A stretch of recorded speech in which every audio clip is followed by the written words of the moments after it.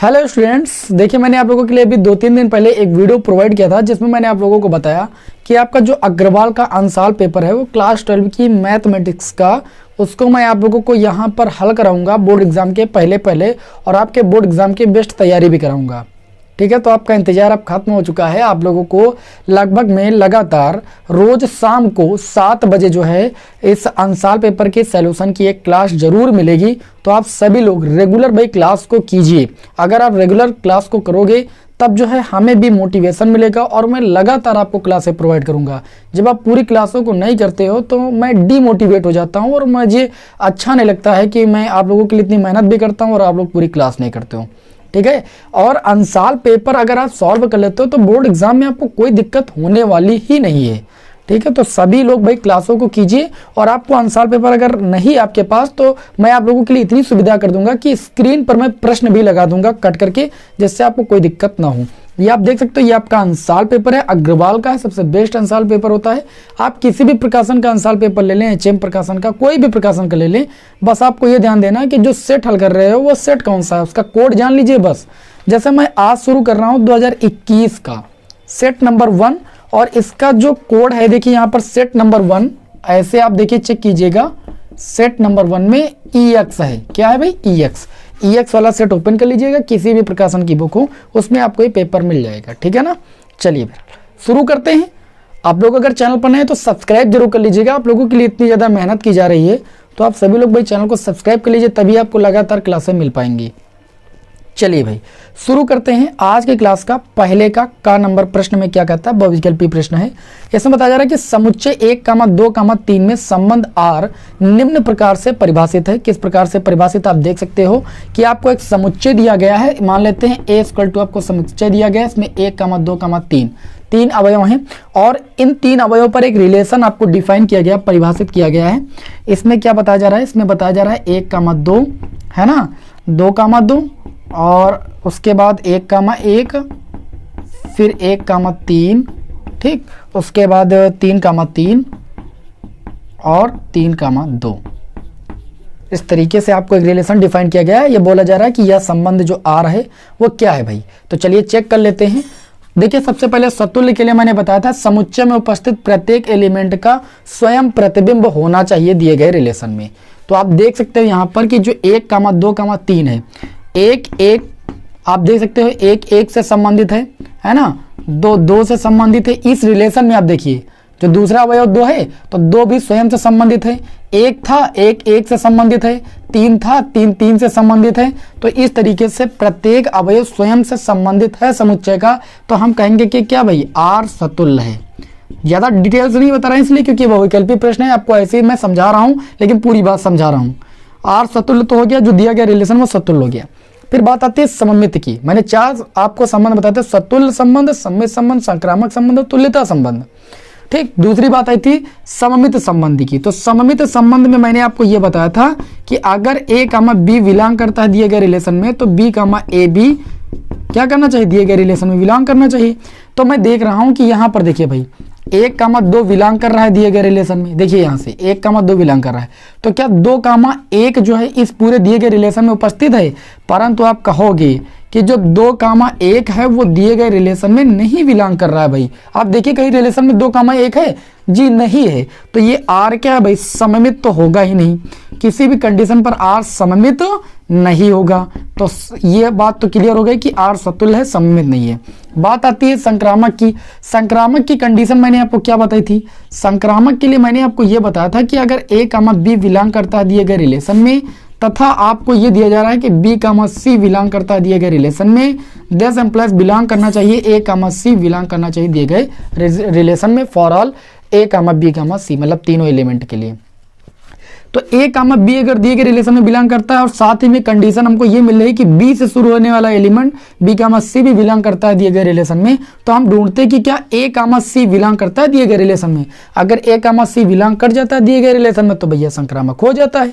तो मैं देखिए शुरू करता हूं, यहां पर देखिए ये तो सब स्वयं से संबंधित है। 1,3 आप देख सकते हो दिए गए रिलेशन में 1,3 बिलोंग कर रहा है दिए गए रिलेशन में, तथा आप साथ ही में देख रहे हो 3 से शुरू होने वाला, तो 3 से देखो यहाँ पर भी शुरू हो रहा है, यहाँ पर भी शुरू हो रहा है, तो यहाँ पर नहीं लेंगे क्योंकि यहाँ पर अगर 3 से शुरू लेंगे तो 1,3 जो कि पहले से उपस्थित है, 3,2 लेंगे, 3,2 ये दिए गए रिलेशन में बिलोंग कर रहा है। अब हमें क्या ढूंढना है कि 1,2 क्या इस रिलेशन में है, ठीक, साथ ही में 1,2 भी इस दिए गए रिलेशन में यहाँ पर उपस्थित है, तो 1,2 भी बिलोंग कर रहा है दिए गए रिलेशन में, इसलिए आर जो हो जाएगा वो क्या हो जाएगा भाई, संक्रामक हो जाएगा। इतनी बात आपको यहाँ पर करनी थी।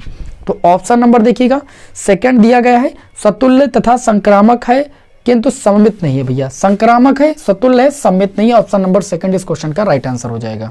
ठीक है ना। देखिए आंसर पेपर सॉल्व कराने में थोड़ा सा मेहनत तो लगेगी, समय भी लगेगा, आप वक्त दोगे तो आप सारी चीजें सीख जाओगे, धीरे धीरे ये भी जान जाओगे कि बोर्ड एग्जाम तक ये सब जान जाओगे कि कैसे प्रश्न आपके बोर्ड एग्जाम में पूछे जाने। चलिए फिर आगे बढ़ते हैं और देखते हैं आज की क्लास का बहुविकल्पी प्रश्न नंबर 2।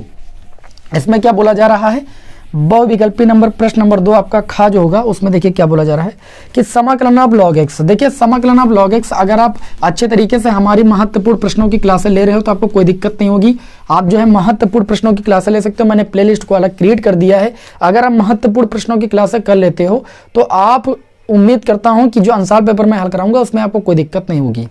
ठीक है ना। देखिए यहाँ पर जो पहले का खा पार्ट है इसमें क्या बोला जा रहा है, इसमें बोला जा रहा है समाकलन ऑफ log x। मैंने कहा था कि ऐसे फलनों का समाकलन करने के लिए 1 से गुणा करते हैं और खंडशः समाकलन करते हैं। खंडशः समाकलन में हम log x को फर्स्ट मानते हैं और उसको सेकंड मानते हैं आइलेट सूत्र के अनुसार। तो log x हमारा छूटता है, खंडशः समाकलन में समाकलन होता है सेकंड फलन का, यानी 1 का हो जाएगा x के रिस्पेक्ट में, फिर माइनस लगाते हैं, समाकलन के अंदर अवकलन करते हैं किसका, फर्स्ट फलन का log x का, इनटू में समाकलन करते हैं सेकंड फलन का, जो आता है पूरा उसका अगेन समाकलन करते हैं विद रिस्पेक्ट टू x। ये आपका हो जाएगा भाई log x। और देखिए 1 का समाकलन x के रिस्पेक्ट में x हो जाएगा माइनस, log x का समाकलन 1/x होता है, अवकलन 1/x होता है, और 1 का जो समाकलन होता है x होता है। फिर जो आएगा इसको हल करने पर अगेन समाकलन करेंगे तो ये आपका हो जाएगा log x इंटू में log x minus x cancel हो जाएगा, ये dx हो जाएगा, ये आ जाएगा x log x है ना, ये आपका माइनस dx का समाकलन x, आप चाहो तो x कॉमन ले सकते हो, तो ये आपका हो जाएगा x log x minus 1। Option में देख लीजिए आपको जो मिल जाए भाई वही आपका इस क्वेश्चन का राइट आंसर। ठीक, क्या हो जाएगा भाई x log x माइनस का x log x माइनस का x प्लस c, ये वाला आपका हो जाएगा सेकंड ऑप्शन। ठीक है, समझ में आ रही पूरी बात, उम्मीद करता हूँ हर एक बात समझ में आ रही होगी। देखिए थोड़ा तेजी के साथ सॉल्व कराना पड़ेगा, अदरवाइज समय फिर बहुत लगेगा, आपको भी बोरियत महसूस होगी। ठीक है ना। अगर आप एकदम नहीं पढ़े हैं तो आप पहले महत्वपूर्ण प्रश्नों की क्लासें कर लीजिए, मैंने प्लेलिस्ट को क्रिएट कर दिया है, लिंक कमेंट बॉक्स में दे दिया है और मैंने आपको डिस्क्रिप्शन में भी दे दिया है। ठीक, यहाँ पर देखिए अगला जो क्वेश्चन है, क्वेश्चन नंबर अवकल समीकरण दी गई है। अवकल समीकरण में क्या दिया गया है, इसमें ऐसे दिया गया है d2y अपान में dx², ठीक, और प्लस का dy/dx इसका होल क्यूब, और उसके बाद दिया गया प्लस का y⁴ = 0। ये एक अवकल समीकरण दी गई, इसमें बोला जा रहा है कि घात है। देखिए मैंने कोटि और घात निकालना बताया था, ट्रिक से बढ़िया मैंने महत्वपूर्ण प्रश्नों वाली क्लासों में बताया अच्छे तरीके से। मैंने कहा था जो अधिकतम अवकलज होता है वही कोटि कहलाता है। तो अधिकतम अवकलज कितनी बार इस समीकरण में किया गया, 2 बार। आप देख सकते हैं d2y/dx², ये प्रदर्शित कर रहा है कि 2 बार मैक्सिमम इसका जो है अवकलन किया गया है। इसका मतलब जो इसकी कोटि हो जाएगी वो कितनी हो जाएगी भाई, कोटि आपकी 2 हो जाएगी। और जहां पर मैक्सिमम अवकलन किया जाए उसकी पावर को आपको देखना है। तो यहाँ पर देख सकते हो d2y/dx² 2 बार अवकलज किया गया है, तो इसकी पावर कितनी है आपकी 1, तो इसकी जो घात हो जाएगी वो आपकी कितनी हो जाएगी 1। यही मैंने आपको बताया था। ठीक, कभी मत भूलना, एक क्वेश्चन जरूर आता है कोटि और घात का। अगला क्वेश्चन देखते हैं, तो ऑप्शन नंबर कौन सा हो जाएगा भाई, इसमें क्या बोला, घात पूछा गया था, घात 1 होगी। ठीक है ना, मैंने दोनों चीजें बता दी। घा नंबर पार्ट में क्या बोला जा रहा है, घा नंबर पार्ट में बोला जा रहा है कि फलन fx बराबर आपको x³ दिया गया है, और ये बताया जा रहा है कि जो ये फलन है ये परिभाषित है, ये फलन f such that natural to natural, मतलब जो ये फलन परिभाषित है वो प्राकृतिक संख्याओं से प्राकृतिक संख्या में परिभाषित है। बोला जा रहा है कि एक एकक एवं आच्छादक है, ठीक, बहुएकक एवं आच्छादक है, एकक किंतु आच्छादक नहीं, ना तो एकक और ना ही आच्छादक। देखिए ये प्रश्न आपके लिए देखा जाए तो बहुत ही इंपॉर्टेंट है और बोर्ड एग्जाम में पूछा भी जा चुका है। ठीक, तो चलिए इसको देखते हैं, पूछा ना क्या होता तो आंसर पेपर में कैसे होता है। तो ये एकदम आसान है। देखिए एकैके के लिए तो मैंने आपको बताया था, क्या बताया था कि जो fx1 की वैल्यू है उसको fx2 के बराबर दिखाते हैं। ठीक, फॉर ऑल x1 x2 ठीक है, बिलोंग करता हूँ जिस भी सेट में। तो यहाँ पर मैंने कहा था कि अगर इनके प्रतिबिंब बराबर हो जाए, जैसे एफ एक्स बराबर एक्स क्यूब दिया गया है तो x1 क्यूब हो जाएगा और ये x2 क्यूब हो जाएगा। अब अगर x1 बराबर x2 हो जाए तो एकाकी हो जाएगा, सिंपल सी बात है। तो ये क्यूब से क्यूब हट जाएगा, तो यहाँ से आपको x1 बराबर x2 मिल जाएगा और ये कंडीशन मिल जाती है तो हम क्या कहते हैं कि फलन एकाकी है। तो ये एकाकी तो हो गया भाई। आप क्लासें कर लीजिएगा, संबंध फलन की क्लासें मैंने बहुत ही अच्छे तरीके से आपको प्रोवाइड की हैं। प्लेलिस्ट आप देख लीजिए, बनी है, प्लेलिस्ट को चेक कीजिए, आप अच्छे तरीके से पढ़ लीजिए अगर आपको कोई दिक्कत है। एकाकी आच्छादक का क्वेश्चन आ सकता है, ठीक है, आगे के मान लीजिए कुछ पोर्शन हटे हैं लेकिन एकाकी आच्छादक तक क्वेश्चन आ जाता है। यहाँ पर दिया गया है अगला, फिर आच्छादक चेक करना है तो आच्छादक आप चेक कर लीजिए। आच्छादक में कुछ नहीं है, देखिए इसमें आच्छादक में क्या होता है, आच्छादक में ये होता है कि जो सह प्रांत होता है, सह प्रांत के सभी अवयव जो होंगे वो प्रांत से मिलने चाहिए। डोमेन कोडोमेन आप सभी लोगों ने पढ़ा है, तो यहाँ पर जो डोमेन है वो भी एक नेचुरल संख्या और जो कोडोमेन वो भी एक नेचुरल संख्या है। तो देखिए इसमें 1 2 3 4 5 प्राकृतिक संख्या बैठा सकते हैं, इसमें भी 1 2 3 4 5 6। तो यहाँ पर इसका जो क्यूब है वो इसमें मिलना चाहिए और इसके सभी अवयव से संबंधित होने चाहिए। तो आप बताइए, 1 का क्यूब तो मिल जाएगा क्योंकि यहाँ पर फलन एफ एक्स बराबर एक्स क्यूब दिया गया था।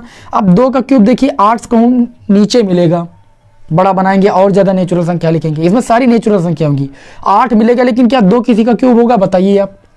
यहाँ पर एक्स क्यूब है ना, तो 2 की इधर किसी भी संख्या का क्यूब होगा जी, कभी नहीं होगा। 3 का क्यूब 9 तो मिल जाएगा, ठीक, लेकिन यह 3 किसी का क्यूब होगा, नहीं होगा। तो ये अवयव आपके क्या रह जाएंगे, खाली रह जाएंगे। लेकिन आच्छादक ये नहीं कहता, आच्छादक की परिभाषा कहती है कि इस जो ये आपका सह प्रांत है इसका प्रत्येक अवयव डोमेन से संबंधित होना चाहिए, जो कि यहाँ पर जो है कंडीशन नहीं अप्लाई हो रही। तो हम कहेंगे कि एकाकी तो है परंतु ये क्या है, आच्छादक नहीं है भाई, आच्छादक नहीं है। सिंपल सवाल था भैया 1 नंबर का, उम्मीद करता हूँ कि समझ में आ रहा होगा, ठीक है ना। और अगर थोड़ा कम समझ में आ रहा तो एक बार मैं पुनः कह रहा हूँ कि आप जो है जो मैं महत्वपूर्ण प्रश्नों वाली क्लासें आपको मैंने प्रोवाइड की है, प्लेलिस्ट मैंने बनाई, अभी और भी क्लासें मैं आपको प्रोवाइड करूंगा तो उनको भी कर लीजिए। अभी समय है आपके पास, बाद में समय नहीं बचेगा, ठीक है ना। चलिए इसको रफ करते हैं और आगे बढ़ते हैं भाई।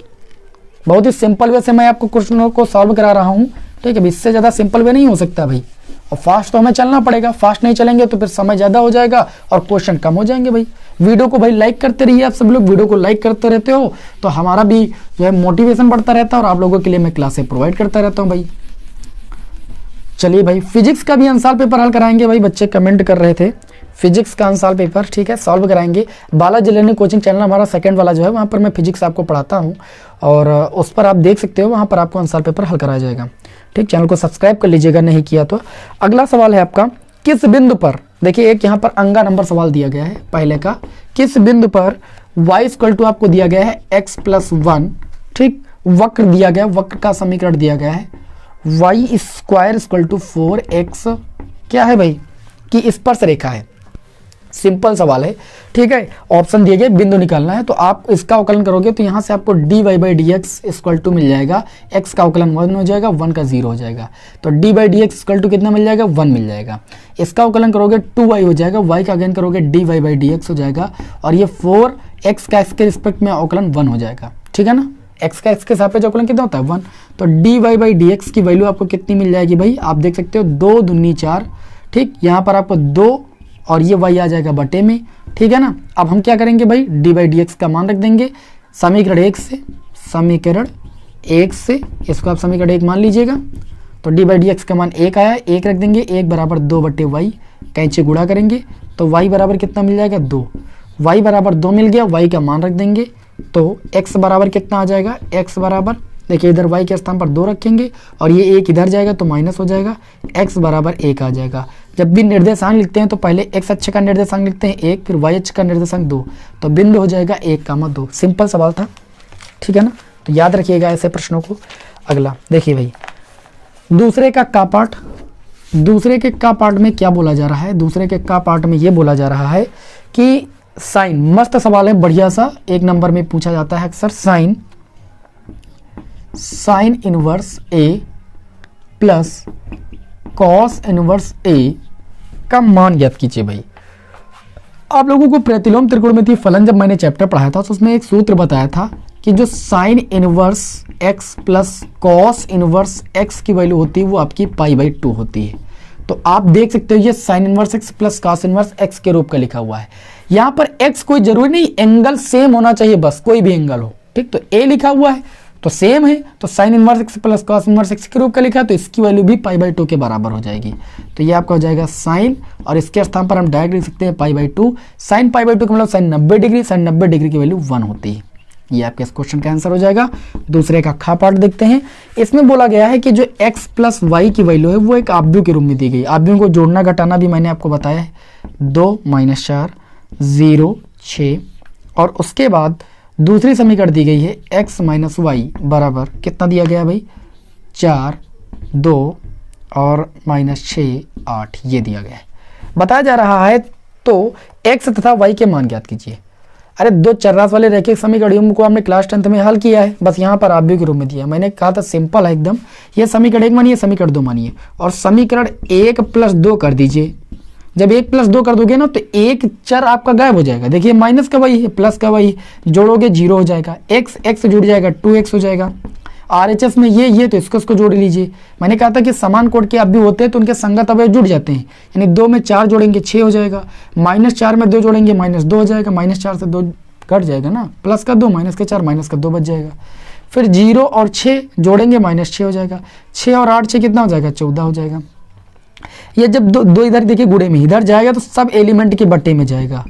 जब 2 ये 6 के बट्टे में जाएगा तो 3 बचेगा, 2 3 6, और 2 ये जब इस 2 के बट्टे में जाएगा तो -1 बचेगा, 2 इस 6 के बट्टे में जाएगा तो 2 3 6 -3 बचेगा, और 2 7 14। इस तरीके से x की वैल्यू आपको ये आव्यूह के रूप में मिल जाएगी। अब y की वैल्यू आपको निकालना है तो किसी एक समीकरण में रख दीजिए, ठीक। चलिए इसमें रखेंगे तो y का मान निकालेंगे, y बराबर देखिए पहले जो है उसको लिखे 2 - 4 0 6। जब आप x का मान यहाँ पर ये वाली वैल्यू रखते और उसको उधर भेजते तो ये माइनस का हो जाता, x उधर भेज दिए, x का मान कितना भाई 3 -1 और -3 7। चलिए भाई समान कोड के आप भी संगत अवयव से घट जाएंगे, 2 से 3 जाएगा -1 बचेगा, -4 से माइनस का 1 जाएगा, माइनस ये प्लस हो जाएगा तो ये माइनस का 3 बचेगा, -4 और प्लस का 1 -3 ही बचेगा। 0 से आपका ये जाएगा माइनस प्लस हो जाएगा 3 बच जाएगा, 6 से आप 7 को घटाओगे माइनस का 1 बच जाएगा। इस तरीके से आपको y की वैल्यू भी मिल गई और x की वैल्यू भी मिल गई। आपसे बोला जा रहा था कि आप x और y के मान ज्ञात कीजिए अलग अलग। देखिए एकदम सिंपल था, और उम्मीद करता हूं कि क्लास आपको पसंद आ रही होगी, ठीक है ना। दोस्तों में से अधिक शेयर भी कर दीजिए आप लोग। जितने ज़्यादा विद्यार्थी हमसे जुड़ेंगे हम उतनी ज़्यादा आप लोगों के लिए मेहनत करेंगे, सारे सेटों को हल करा देंगे यार, बिल्कुल फ्री ऑफ कॉस्ट।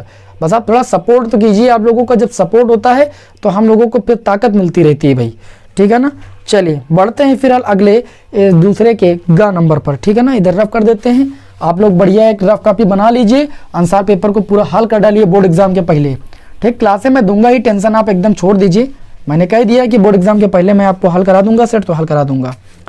अगला है दूसरे का ग पार्ट, सदिश से क्वेश्चन उठाया गया है। ग नंबर में देखिए क्या बोला गया है कि यदि वेक्टर a इक्वल टू आपको दिया गया है 2i कैप, है ना, और माइनस का 3j कैप, फिर प्लस का 5k cap, vector b equal to आपको दिया गया है 5i कैप और प्लस का j कैप माइनस का k कैप, ठीक है ना। ये बताया जा रहा है तो बहुत सिंपल सवाल है। Vector a plus vector b का मान ज्ञात कीजिए। Vector a plus vector b और इनटू में दिया vector a minus vector b। थोड़ा सा हम डायरेक्ट करेंगे, आप देखिएगा। दो सदिशों का जोड़ घटाव आप सभी लोगों ने पढ़ा है। इसको जोड़ेंगे तो i वाला जुड़ेगा, j वाला जुड़ेगा और k वाला जुड़ेगा। तो देखिए वेक्टर a वेक्टर b जोड़ेंगे, 2i 5i कितना हो जाएगा 7i कैप, और माइनस 3j और ये माइनस का 2j कैप बचेगा, और इधर देखिए प्लस का 4k कैप हो जाएगा, ठीक है ना। 5 से 1k जाएगा। इनटू में vector a minus vector b, 2i से 5i घटाओगे माइनस का 3i कैप बचेगा, और माइनस 3i से ये माइनस का j कैप जाएगा, माइनस का 4j कैप हो जाएगा, घट जाएगा तो, और 5k से आपका k जाएगा तो माइनस माइनस प्लस हो जाएगा, ये आपका 6k कैप हो जाएगा। घटा के आप देख सकते हो। अलग भी आप a plus b a minus b निकाल के उसके बाद वैल्यू रख सकते हो। अब हमारे पास इतना समय नहीं कि मैं यहाँ पर ये करूंगा, ठीक है ना। कोई आपको प्रश्नावली तो पढ़ा नहीं रहा हूँ। अब देखिए डॉट प्रोडक्ट में क्या करते हैं, i डॉट i का मल्टीप्लाई 1 होता है, j डॉट j का मल्टीप्लाई 1 होता है, k डॉट k का मल्टीप्लाई 1 होता है। तो हम i का मल्टीप्लाई करेंगे बस, क्योंकि i j का मल्टीप्लाई करेंगे तो 0 हो जाएगा। दो सदिशों का अगर स्वयं है वही सदिश है तब तो मान लीजिए एक होता है, और आई का अगर जे के साथ करा देंगे तो 0 हो जाएगा, आई का के साथ करा देंगे तो 0 हो जाएगा। तो क्या मतलब है जे के से गुणा कराने का, आई का मल्टीप्लाई करिए 7 और 3 का गुणा 21, माइनस का 21 हो जाएगा, -2 माइनस का गुणा प्लस हो जाएगा, 2 चौके कितना हो जाएगा 8 हो जाएगा, जे डॉट जे का मल्टीप्लाई कितना हो जाएगा 1 हो जाएगा। 4 और 6 का मल्टीप्लाई कितना हो जाएगा 6 चौक 24, के डॉट के का मल्टीप्लाई 1। अब देखिए 24 से 21 जाएगा, आपका 3 बचेगा, 3 8 में जुड़ जाएगा, कितना आ जाएगा भैया 11 आ गया, एकदम सिंपल। देखिए भाई 2-3 लाइन में 2-3 लाइन के क्वेश्चन आप क्या करोगे भाई, 2 नंबर में पूछा गया तो क्या आप पूरा पेज में उतारोगे, आगे 5 नंबर में 8 नंबर वाले में भी आपको समय देना है। आगे देखिए भाई अगला सवाल है दूसरे का गा नंबर में अवकल समीकरण से क्वेश्चन दिया गया। अवकल समीकरण की भी मैंने क्लास आपको प्रोवाइड की है, e की पावर y प्लस 1, बढ़िया सी क्लास मैंने आपको प्रोवाइड की थी, उसमें सारे टाइप बता दिए आपको, कर लीजिए, अभी भी प्ले लिस्ट बनी, मैंने बता दिया अच्छे तरीके से। dx बराबर dx और उसके बाद दिया प्लस का e की पावर y और sine x dy equal to 0। मैंने कहा था ऐसे सवालों में dy वाले एक तरफ करेंगे, dx वाले एक तरफ, उसका समाकलन कर देंगे। तो देखिए यहाँ पर हम e की power y plus 1 cos x dx बराबर, इसको उधर ले जाएंगे तो माइनस का e की पावर y साइन x और ये कितना हो जाएगा dy। तो एक काम कीजिए आप लोग, क्या कीजिए साइन x को इधर भेज दीजिए, तो ये cos x अपान में साइन x dx और ये माइनस भी इधर ले आइए तो ये माइनस हो जाएगा और समाकलन कर देंगे। देखिए cos x था, साइन x इधर ले आए, ठीक, इक्वल टू इधर e की पावर y बचा, माइनस भी इधर भेज दिए और ये आ गया e की पावर y प्लस 1, ठीक, और इनटू में dy इधर पहले से समाकलन करने पर, दोनों पक्षों का समाकलन करने पर। उधर थोड़ा रफ कर देते हैं, लाइट भाई गड़बड़ कर रही है, पढ़ाने लगो और लाइट अगर गड़बड़ करती है तो बहुत दुख होता है भाई, पूरी व्यवस्थाएं करो उसके बाद लाइट गड़बड़ करने लगती है। चलिए भाई आगे बात करते हैं, अब इसका समाकलन करेंगे। देखिए cos x अपान साइन x, cot x बन जाएगा, cot x का समाकलन कितना होता है, पहले माइनस लगाइए, cot x का समाकलन होता है log sin x, मैंने कर दिया भाई log sin x, फिर बराबर लगा देंगे। यहाँ पर मान लेना e की पावर y प्लस 1 बराबर t, फिर जब आप अवकलन करोगे तो e की पावर y का e की पावर y हो जाएगा और ये dy हो जाएगा, dy बाई dt, या dt का करोगे कितना हो जाएगा भाई, दोनों पक्षों का y के रिस्पेक्ट में हम क्या करेंगे भाई, सॉरी x के रिस्पेक्ट में dy है ना, तो यहाँ पर dy का मतलब y के रिस्पेक्ट में करना है। तो यहाँ पर देखिए जब अवकलन करेंगे तो e की पावर y का e की पावर y ही हो जाएगा, ठीक है ना, और इधर 1 का 0 हो जाएगा और t का हो जाएगा dt अपान में dy को इधर ले आएंगे तो e की पावर y dy बराबर कितना हो जाएगा dt हो जाएगा। चलिए ये आपका जब समाकलन करेंगे तो ये हो जाएगा समाकलन, अब e की पावर y dy के स्थान पर हो जाएगा dt अपान में नीचे वाले को पूरे को मैंने t माना है, ठीक है। तो ये माइनस का log साइन x बराबर ये log t हो जाएगा और प्लस का log c आप जोड़ दीजिएगा तब ज़्यादा आसान रहेगा, ठीक है ना, माइनस log साइन x, मैंने बताया था इन समीकरणों को हल करते वक्त, t किसको माना e की पावर y प्लस 1 को, तो e की पावर y प्लस 1 हो गया प्लस log c हो गया, ठीक है ना। हम क्या करते हैं इसको इधर ले आएंगे, ठीक है ना, या इसको उधर लेकर चले जाएं, ज़्यादा अच्छा रहेगा, ठीक है ना। चलिए भाई या सिंपल है, कोई दिक्कत वाली बात नहीं, इसको उधर लेकर चले जाइए तो log e की पावर y प्लस 1 हो जाएगा, इसको उधर ले जाएंगे प्लस का log साइन x हो जाएगा और एक पक्ष में आप log c कर दीजिए, ज़्यादा बेस्ट रहेगा। इन दोनों में log m plus log mn वाला फार्मूला लगा दीजिए, log mn बराबर क्या होता है log m plus log n, तो ये हो जाएगा log e की पावर y प्लस 1 का मल्टीप्लाई हो जाएगा साइन x से, ठीक है ना, सही है ना, गड़बड़ तो नहीं भाई, ठीक सही है, ओके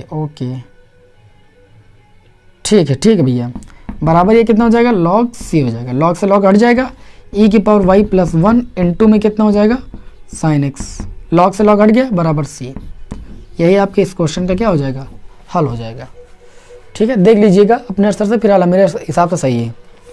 अगला क्वेश्चन देख लेते हैं इस क्लास का दूसरे का अंगा पार्ट। भाई समय भी बहुत हो रहा है ना, ज़्यादा बड़ी क्लास नहीं रखेंगे, परेशान न होइए, अगली क्लास में आगे के क्वेश्चन सॉल्व करा देंगे। तो आज तो नमूना भी था, तो आप लोग समझ गए कि आंसर पेपर हल कैसे करना है। 3x-1 ये आसमिका दी गई है, ठीक है ना, और आसमिका वाला भाई देखिए हट भी गया है आपके सिलेबस से, लेकिन थोड़ा सा बता देते हैं, चलो कैसे हल करना है।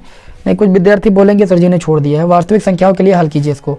ये आपके बोर्ड एग्जाम में इस बार नहीं आएगा, अब आपके सिलेबस में नहीं। हल कर लीजिए भैया, 3x हो जाएगा, 3 का गुणा 1 से करोगे 3 हो जाएगा, less than equal to 2x हो जाएगा, माइनस का 2, 3 जा 6 हो जाएगा। इसको इधर लाओगे तो 3x माइनस 2x हो जाएगा, लेस देन इक्वल टू -6, -3 उधर जाएगा, प्लस का 3 हो जाएगा। देखिए 3x से 2x गया, x बचा, लेस देन इक्वल टू लगा दीजिए, -6 से प्लस का 3 जाएगा, माइनस का 3 हो जाएगा। यही इस आसामिका का हल हो जाएगा। सिंपल सा सवाल था, ठीक है ना। तो ऐसे क्वेश्चन हम आपके बोर्ड एग्जाम में ज़्यादा पूछे नहीं जाते हैं। फिलहाल आज की क्लास में ये मान लीजिए अंसार पेपर को हल करने का ट्रेलर था। ये 2 नंबर वाले क्वेश्चन थे। नेक्स्ट क्लास में आगे के क्वेश्चनों को हम सॉल्व कराएंगे। देखिए अंसार पेपर जो होता है वो मतलब कहने का मतलब बोर्ड पेपर होता है जो कि 3 घंटे का होता है। आप 3 घंटे हल करते हो, तो यहाँ पर आप लोगों को हम थोड़ा कम समय में हल कराएंगे क्योंकि बहुत सारे सेटों को हल करना है, ठीक है ना। और बोर्ड एग्जाम की बेस्ट तैयारी कराएंगे, आप चिंता बिल्कुल मत कीजिए। नेक्स्ट डे मैं आपको मिलता हूँ इसी टाइम पर और अंसार पेपर के आगे के महत्वपूर्ण प्रश्नों के साथ। वीडियो अच्छा लगा तो वीडियो को लाइक कर दीजिए। जय हिंद, वंदे मातरम।